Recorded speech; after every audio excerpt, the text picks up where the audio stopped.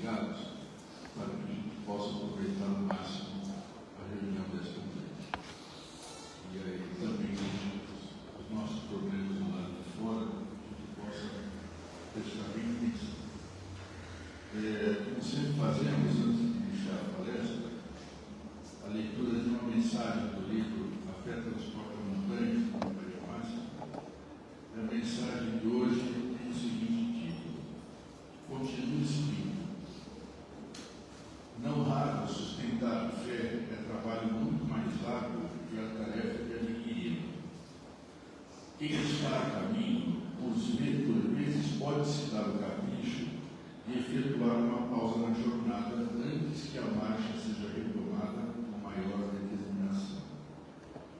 Porém, para aquele que já chegou aonde pretendia, o menor descuido talvez venha a significar indesejável retrocesso. Tudo isso sem levar em conta que quem se destaca da multidão passa a ser algo preferencial para os que ainda não lograram sair da obscuridade. Enquanto Jesus, na humilde capitania de Nazaré, era apenas o filho de José e de Maria, ninguém se importava com o que fazia. No entanto, a partir do momento em que ele passou a ser identificado como o Messias, a terrível conspiração para eliminá-lo teve início. Se você não passar a ser um incômodo para as consciências entorpecidas, dificilmente será incomodado pelos que não pretendem acordar de sua letargia. As trevas não desistem com facilidade de quem delibera libertar-se de seu domínio. O mal não abre mão de quem lhe oferece parceria. A única maneira de você se tornar inacessível àqueles que, caminhando quase ao seu lado, pretendem derrubá-lo, será a de continuar subindo, deixando-os definitivamente para trás. Agora, nossa irmã Margarida, a apresentação.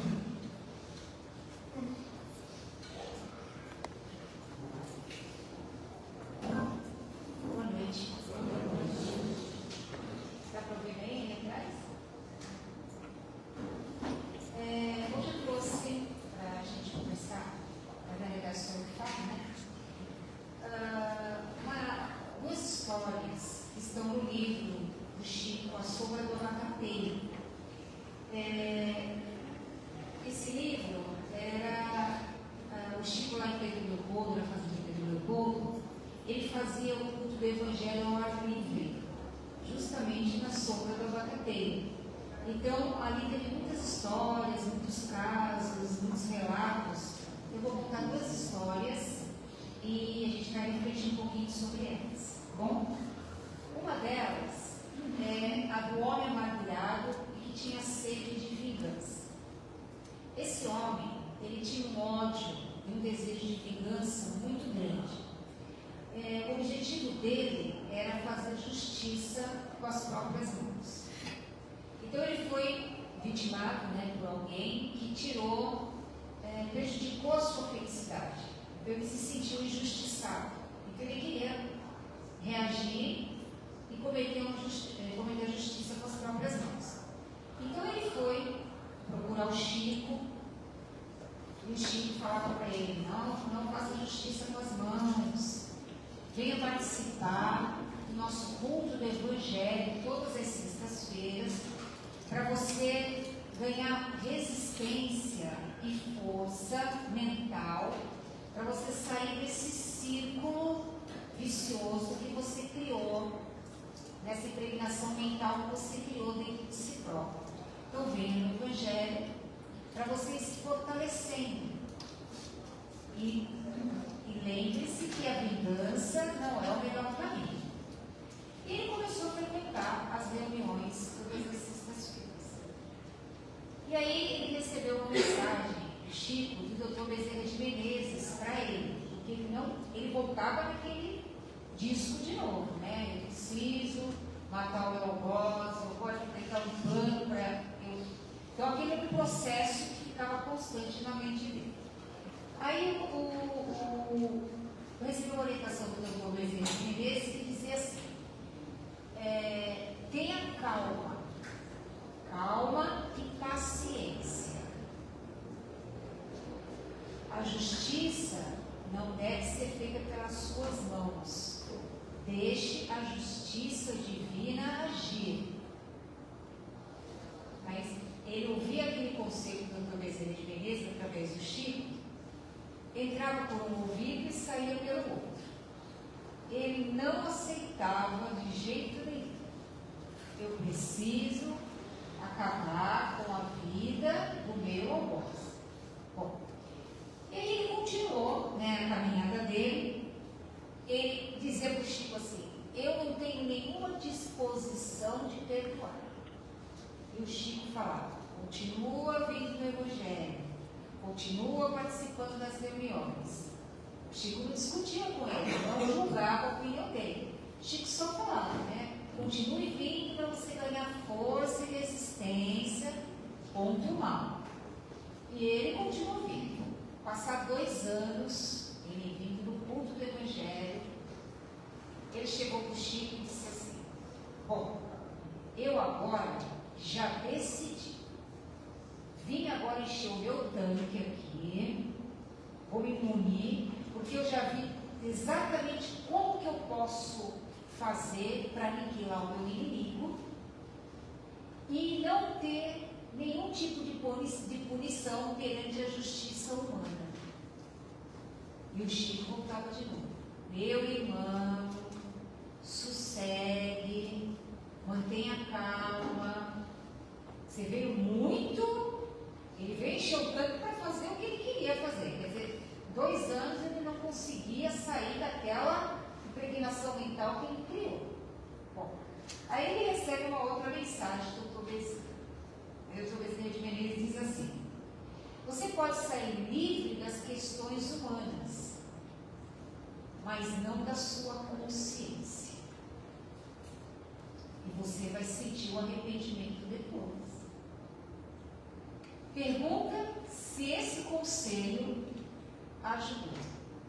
Para ele, não. Ele saiu de lá decidido a cumprir o seu plano. Bom, aí ele passou pela porta da casa do algoz. Viu uma movimentação muito grande, perguntou o que estava acontecendo, disseram que estava tendo um velório. Aí ele perguntou: quem morreu? Disseram quem era. Ele teve um susto. O algoz tinha desencarnado. Ele não demorou muito, voltou lá no Chico. Chico, me explica aí. Eu fui para resolver o que eu precisava resolver. Cheguei lá, o homem morreu. Por que Deus fez isso? Por que, Chico? Você tem que me explicar por que Deus levou o homem. E o Chico falou: talvez para você não fazer justiça com as próprias mãos. Mas é que chegou a hora dele. Mas eu perdi meu tempo todo, esses anos todos, arquitetando um plano de destruir ele. E Deus levou assim. Aí o Chico dizia: os planos de Deus a gente não sabe. Então, como esse homem, ele não era uma pessoa má, então ele tinha ajuda espiritual.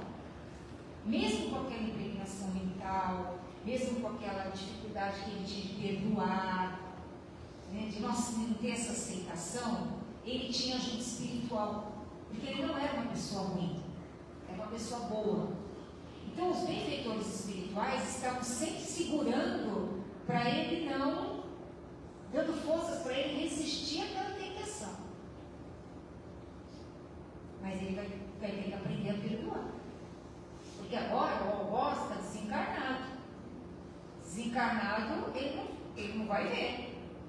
Se ele continuar nessa ligação, eles vão criar uma obsessão entre eles. de encarnado para desencarnado, ou vice-versa. A gente não sabe como que estava o comportamento do outro. Então o Chico falava sempre para ele: perdoa, não queira fazer justiça com as próprias mãos, porque para você vai ser a pior coisa do mundo. Então a gente vê nessa lição o quanto a espiritualidade está próxima da gente, ajudando, orientando, auxiliando. E a gente às vezes está no mal, no pensamento de destruir alguém, de um ódio por alguém, né? Não perdoar uma pessoa que fez alguma coisa para você. Não, mas eu não admito isso, não aceito isso, não concordo com isso. A pessoa está prejudicando e guarda essa mágoa. Hoje uma amiga falou assim para a gente, né? Eu me separei 2 vezes. Mas eu tive um sonho. Nesse sonho, eu vi meu pai, e quando eu estava vendo meu pai, eu vi o meu ex. Na hora que eu fui abraçar meu pai, não era meu pai, era o ex. Aí ela falou assim: será que ele desencarnou? Não sei. Falei: você tem raiva dele? Não, eu não tenho raiva. Quem sabe um dia vocês se reencontram lá e vocês voltam juntos de novo. Deus me livre! Deus me livre! Ela disse assim: não quero mais saber dessa alma na minha vida nunca mais. Você acha que isso é raiva, Margarete? O que você acha que é? Amor? Você vai receber com bastante amor? É raiva mesmo. É raiva, você não perdoou ainda. Né? Então eu dizia: poxa, Margarete, podia ser menos, né? Menos ou menos você, né? Não eu. Né? Então, a gente vê que é assim, né? A gente diz que não tem, mas se vê um prejuízo do outro, a gente fala assim: a justiça de Deus tarda, mas não falha. Então, se a gente fala isso, é porque a gente não perdoa. Porque o perdão, você liberta, não cria raízes. Você não deixa criar raízes. E se criar raiz, nele criou raiz. E a raiz estava profunda. Estava tão profunda que ele ia entrar na mesma faixa de sintonia do outro. A sorte dele é que a vida desenhou outros caminhos. E nesses 2 anos que ele ficou no Evangelho do Chico, conseguiram que ele não tivesse esse comprometimento para a existência dele, que poderia levar muito tempo. Como consta no livro Crônicas de Aventura, do Humberto de Campos, que Judas Iscariotes, precisou de 12 reencarnações, culminando na reencarnação de Joana d'Arc, para resolver aquela pendência lá de trás, na época de Jesus. Porque ele cometeu o ato, depois se arrependeu e achou que estava fazendo bem. 12 reencarnações. Não é 12 dias, é 12 reencarnações para corrigir alguma coisa. Às vezes a gente está nessa reencarnação com 1, 2 desafetos, a gente já não está nem aguentando, né? Estamos corrigindo. Estamos aprimorando, estamos aprendendo, estamos nos melhorando nessa relação. O que será que nós já fizemos? Mas, graças à providência divina, a gente também ganha bastante afetos, que vem junto, para equilibrar a balança. É que a gente pesa com muita força o desafeto e não o afeto. Então, essa história é profunda para a gente, essa reflexão. Agora vou contar a segunda história. A segunda história é o caso da mãe sofredora. A mãe sofredora, ela chegou no Chico, era uma senhora, chegou no Chico muito angustiada, e ela dizia assim: Chico, sou casada há 18 anos, não aguento mais mais o meu marido e nem os meus 2 filhos. São insuportáveis. E o Chico dizia assim: minha irmã, perdoa, como diz o Evangelho do Cristo, 70 vezes 7. Quanto que dá 70 vezes 7? 490. Aí ela disse assim para o Chico: 490, Chico, já perdoei muito. Em 18 anos, passou de 490. Aí o doutor Bezerra de Menezes dá uma mensagem através do Chico. O doutor Bezerra de Menezes está mandando dizer que é para você perdoar cada ofensa 70 vezes 7. Ela falou: cada ofensa 70 vezes 7 vezes? Cruzes! Estou perdida. Ele disse: é para a senhora continuar a sua caminhada.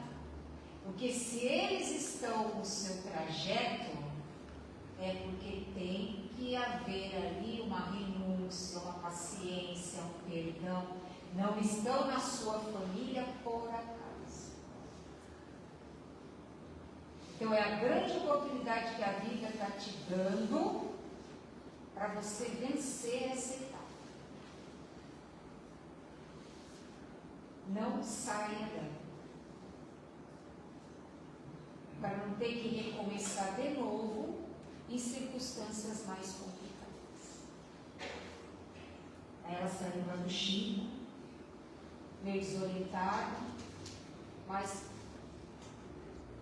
com o propósito de continuar a tarefa dela, até quando Deus quisesse.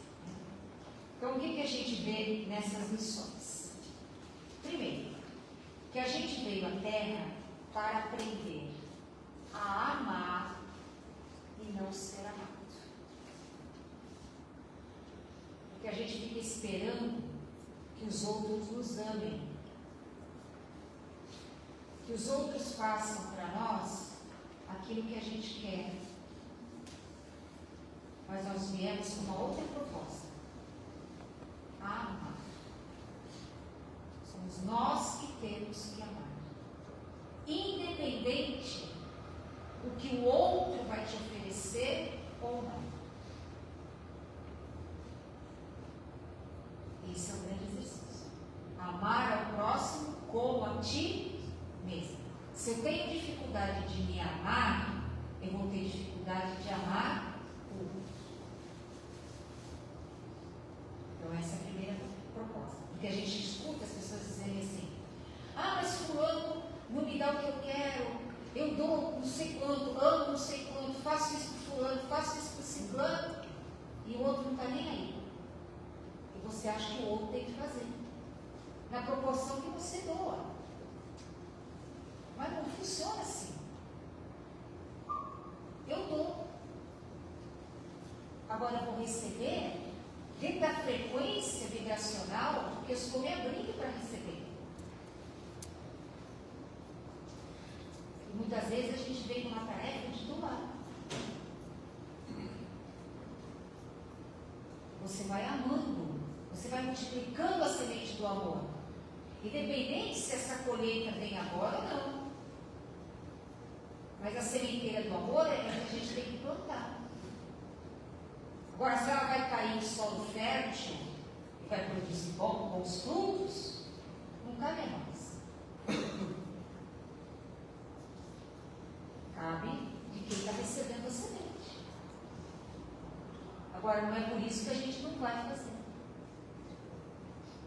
Porque fulano não reconhece, porque não agradece. Isso não compete. O que o outro vai fazer e o que o outro vai pensar é do outro, não é meu. Agora, o que eu faço é outra coisa. É o amor que a gente faz. Né? Outra proposta: a vítima gosta de ser amada e não amada. O processo da vitimização é esse. Ela quer ser amada, mas não quer amar. A dos seus problemas é dos outros, nunca é seu. Os outros que dificultam a minha vida, os outros que me prejudicam, os outros que causam obstáculo, os outros que prejudicam a minha caminhada, como o caso da mulher. Quando ela chegou lá, ela disse que a vida dela era infeliz, angustiada por culpa do marido e dos 2 filhos. Mas quem atraiu aquela experiência para a vida dela? Ela mesma. Hoje ela tem para juntar as peças. Porque é fácil você olhar só o painel dessa reencarnação. Mas a gente traz. Graças a Deus que a gente não lembra, né? Se lembrasse, ia ficar um tormento aqui. Então, essa é a condição. A terceira condição é: para amar, temos que perdoar. Não seja vítima de você achando sua vida péssima. O perdão e a gratidão são os filhos do amor. Então, para eu amar, eu tenho que ser grato e tenho que perdoar. Quanto eu estou agradecendo a vida? Quanto eu estou perdoando a mim mesmo e aos outros? Nas nossas orações diárias, a gente deve pedir perdão por aqueles que nós prejudicamos nesta vida, nesta existência e em outras, que a gente não lembra, mas está registrado na memória do destino. Que a gente não sabe, mas estão por aí. E a gente precisa enviar vibrações boas. Por isso que ficar no bem ajuda nesse processo de compreensão também desse mal. Porque quando a gente não perdoa, a gente tem desejo de vingança, a gente leva raiva, a gente leva ódio para casa. Está lá trabalhando, está com o chefe, não está gostando do chefe. Aí volta para casa, descarrega aquela raiva toda. Por que a gente está com essa situação? Porque tem um aprendizado ali. Alguma coisa eu vou ter que aprender ali, senão eu estaria naquele local de trabalho. Muitas vezes é difícil, mas é um exercício de aceitação, às vezes de renúncia. Por quê? Porque a hora que eu perdoo e entendo, passo a amar aquela pessoa. Como é que eu vou passar a amar? Eu vou projetar no meu campo mental, envolvido eu e aquela pessoa em uma energia de amor. Cria um campo de luz entre eu e ela, para que a gente possa se respeitar, pelo menos se compreender, porque ali tem alguma coisa desequilibrada energeticamente, senão não daria o choque de confrontos. E aí você se liberta dessas raízes. O perdão libera. Eu não vou mudar o outro, mas eu vou aprender a entender o que acontece em mim. E aí fica mais fácil. Se a gente ficar esperando o outro mudar para que a nossa vida fique toda encaixadinha, pode esquecer, gente. É melhor comprar um sofá desses bem grandes aí, com bastante requisitos, né, para pipoca, Coca-Cola, tudo, porque você vai ficar sentado por muito tempo. Outra proposta também do Emmanuel e do Chico nessas lições é: não julgar é perdoar a si mesmo. Por quê? Que não julgar é perdoar a si mesmo. Toda vez que a gente emite um julgamento, a gente dá um passo para trás. A gente anda uma memória para trás. Aí eu vou perguntar assim: hoje, a gente vê nas redes sociais é uma fofoca danada. É o pessoal falando daqueles outros, comentando coisa que não é, aumentando coisa que não é para aumentar. Isso é julgamento. Porque fulano é isso, porque fulano não faz aquilo. Tudo isso é julgamento. Isso é uma energia que prejudica a quem está no processo. Seja falando, seja escrevendo, seja comentando. Então, por isso que o Evangelho é claro: não julgueis para não seres julgados. Porque o julgamento dá 2 passos para trás. O amor, o bem, o perdão e a gratidão, 2 passos para frente. Eu não ajudo fulano porque fulano não vai aproveitar aquilo que eu estou ajudando, e porque fica lá bebendo, porque isso, porque aquilo. Se você conscientemente acha que não deve ajudar, não ajude. Mas não critique, não comente. Então, Divaldo falava, né, que as nossas palavras, elas têm que ser para construir, porque a palavra tem a energia da construção ou da destruição. Então, eu tenho que colocar minha palavra, meu vocabulário, com coisas elevadas. Porque é a energia que a gente traz dentro do quê? Do coração. Então, levar para construir, não para destruir. Não para prejudicar. Às vezes uma pessoa encontra você na rua, ou te conhece, passa, vai te cumprimentar. Se você perguntar a grande frase, está tudo bem? Nossa, é melhor não perguntar mais. Já começando a aprender a não perguntar mais isso. Porque, infelizmente, não estão bem. E não entende, e não respeita se o outro também não está bem. Porque vai ter que ouvir o que você tem que falar, querendo ou não. Eu estava lendo outro dia que quando alguém comenta sobre as suas coisas que não são boas, e o outro fala também, ou dá ênfase naquele comentário, entra naquele campo vibracional e capta para você. Eu li hoje isso. Então, mude o assunto. Mude a conversa. Um dia tinha uma senhorinha, ela tem um problema de saúde, aí ela chegou ali onde a gente trabalha, aí ela estava meio cansada, botei o banquinho, ela se sentou, aí ela já ia começar a falar das coisas. Eu falei para ela assim: vamos falar de uma coisa boa? Uma coisa boa? É. O que aconteceu de bom? Eu vou contar para você o que aconteceu de bom. Então me conta. Ela falou que saiu do médico, vou de novo. Pegou, passou mal para fazer um exame.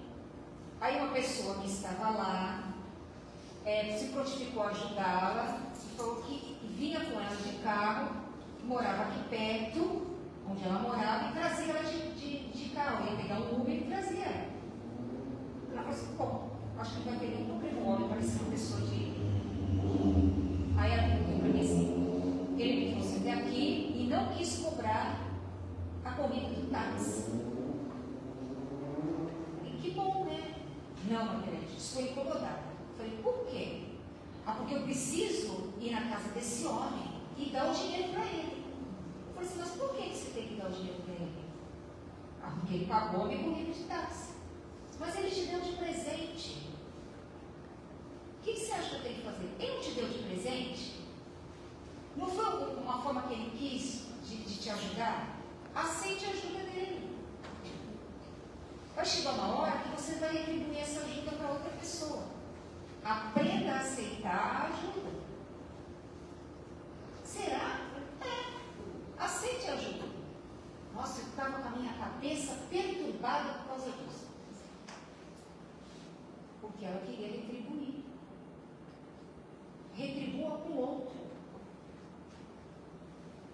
quando você quiser. Mas não necessariamente tem que ser com aquela pessoa. Ai, que alívio. Mas já ia começar a falar das dores, e não deixei. Porque senão vai, gente. Fica naquele mesmo filme, né? E não vai a resultado nenhum. Bom, outro ponto importante. Quando a gente se reconcilia com o adversário, qual é o adversário pior que a gente tem? Nós. Então, o que eu vejo no outro que me incomoda, tem aonde? Em mim. Muitas vezes em estado inconsciente. Então, eu preciso me reconciliar com o meu adversário. Porque quando eu estou bem, o que vem de fora não me atinge. Essa é a proposta do Evangelho. E não é fácil. Porque a gente vai ter que reconhecer as nossas fragilidades. E muitas vezes a gente não quer reconhecer as nossas fragilidades. Tá? O que é aprender a amar? Aprender a amar. Qual é o sacrifício mais agradável a Deus? Antigamente era sacrifício de animais, não era isso? Hoje, para aprender a amar, eu preciso aprender a reconhecer as minhas fragilidades, as minhas dificuldades, os meus limites, as minhas ações, aquilo que eu não gosto em mim, e buscar um caminho de entender o que eu preciso melhorar em mim. O que eu preciso aprender para melhorar essas minhas fragilidades. Isso é aprender a se amar.